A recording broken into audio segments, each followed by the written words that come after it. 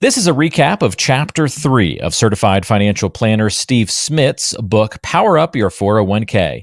Go to powerupyour401k.com to download the full book, or you can access the audiobook there as well. And of course, we have all of the chapters read on YouTube, and you can also follow these recaps and follow ups there as well.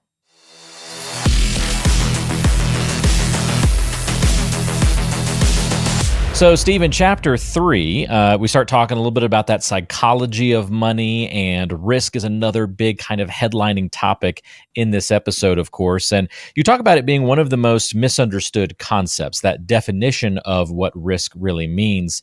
And it's interesting because you talk about how a lot of investors kind of equate risk to loss, but you like to help people kind of redefine that definition and that understanding of risk. Can you talk to us a little bit more about what that sounds like in your conversations with clients, and why it's so important to redefine that? Yeah, that's an education process that I go through with people, and where they end up is everyone's a little bit different. But a lot of times when they do think about risk, they think about loss. And the classic case was a big downturn like 2008, where people, even to this day, talk about they lost half of their money in 2008.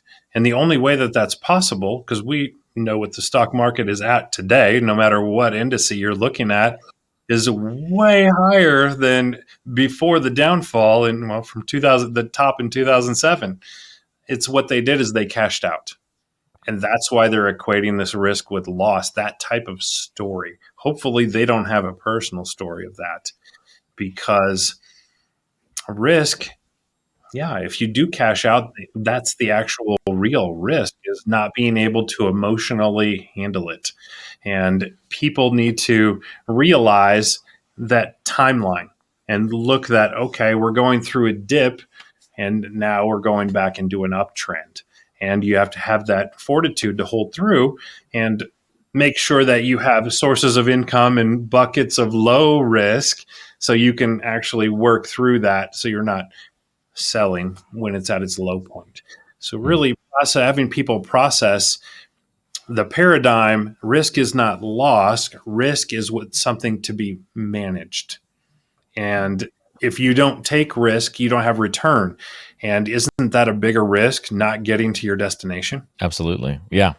And it's interesting, a lot of these things that we talk about and that you mentioned in the book, they're always sudden, right? We don't often see big downturns in the market telegraphed.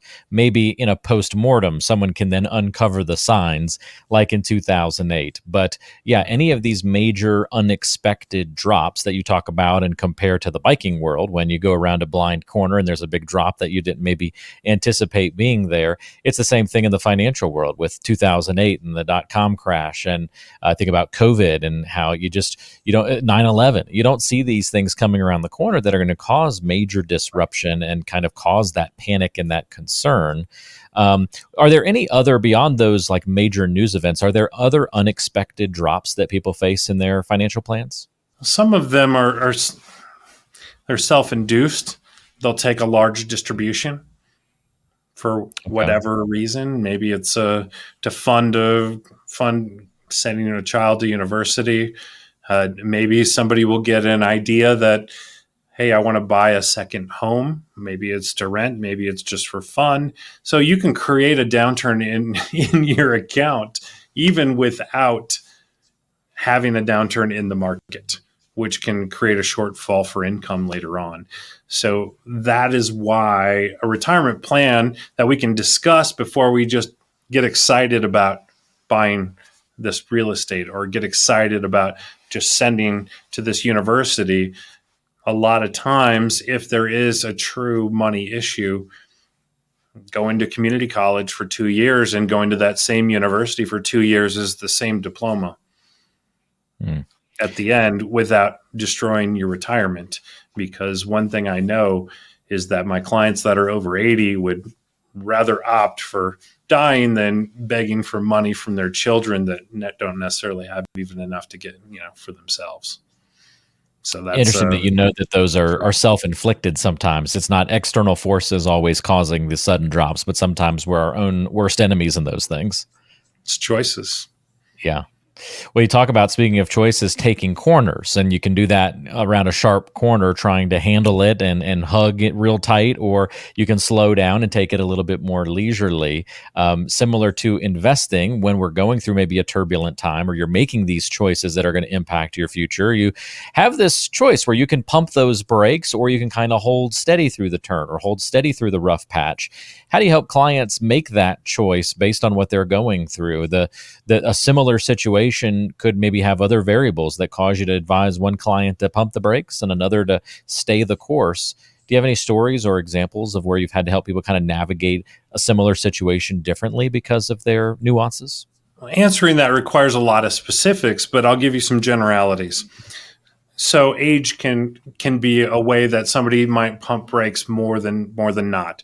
If you're Okay. 30 versus 59, we may talk about things and process things a little bit different with that big unexpected corner, which we would talk about in advance as well. It shouldn't be a big surprise because we should always have a contingency plan for the next big COVID 2008 financial crisis, fiscal cliff. That's just to name a few from the last few years. So we always want to have that plan in place, but as people get older, it does change. So that's one way we do that. But another way that I like a lot for those that are more jittery and have a little bit of more anxiety than the average person is we have proprietary funds that it has a buy line in it, but it also has a stop loss. So that is a really neat feature that kind of gives them a bandwidth that they know that this could be in.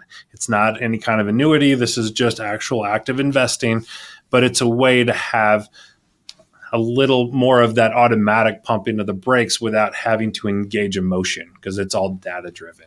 So we have some really neat proprietary portfolios that can aid those that struggle with that. Very cool. Let's talk about momentum to wrap up this recap. You talk about the importance of it in this chapter, and you drew that analogy between maintaining momentum on the bike and needing to do the same thing in investing. I'm curious, though, we talk about this mindset of risk and redefining it, taking on maybe more risk than somebody might be used to or think that they're, currently having at their disposal. How do you help people build momentum if they're starting from a really cautious or conservative mindset or standpoint?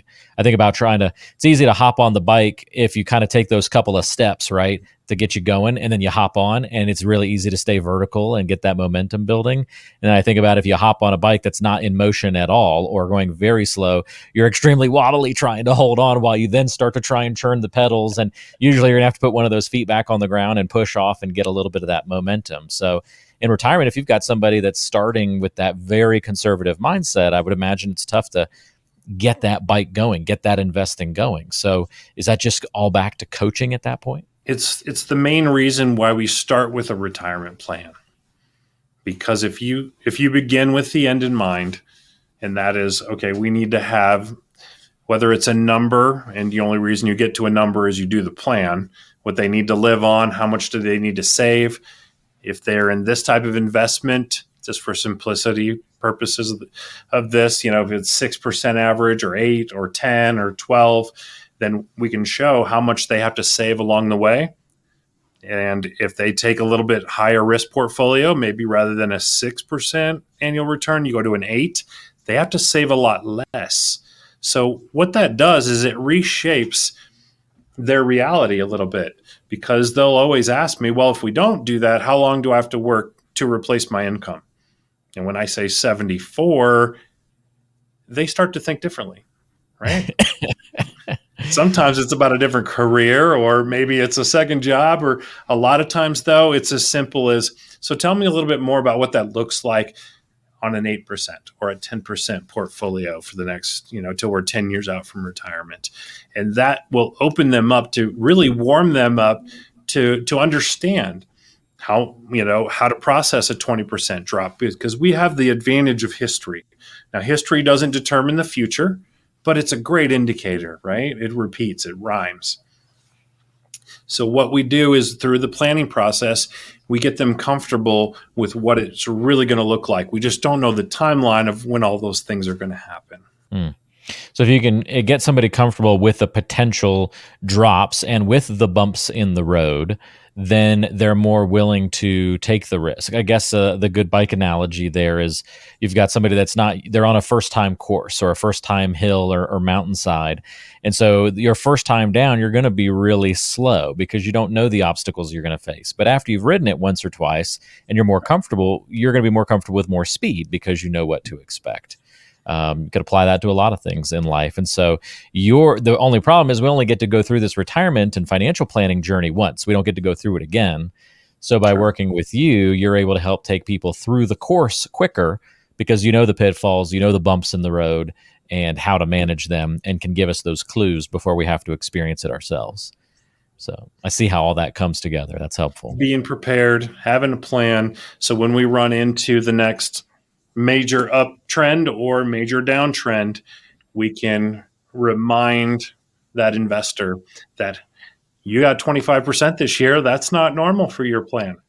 You remember we talked about 10%? That means that some year in the future, or maybe it's recent in the past, depending on the timeline, we're making up for that to get back to those averages, because everything will come back to the averages of the amount of risk that you take. Okay, excellent. Great points in this chapter. I'm looking forward to chapter 4 of the book coming up next. Again, the book is Power Up Your 401k. This was a recap of chapter 3. Make sure you go and check out chapter 4 and beyond. You can again get the full book in printed or digital form at powerupyour401k.com. And the entire book series is also on audio and also on YouTube. So subscribe, like, and follow wherever you're consuming the podcast and our video series and the book and these follow-up conversations as well.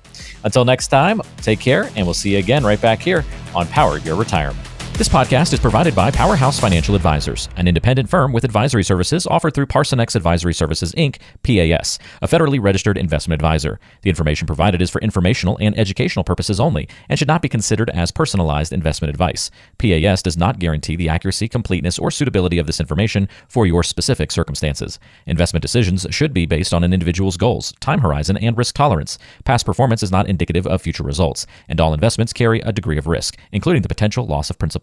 Any case studies, testimonials, or endorsements shared in this podcast are illustrative of individual experiences and may not be representative of the experience of all clients. They do not guarantee future performance or success. You should not infer any level of assurance regarding future financial outcomes. Listeners should consult with a qualified financial, tax, or legal professional before making any investment decisions.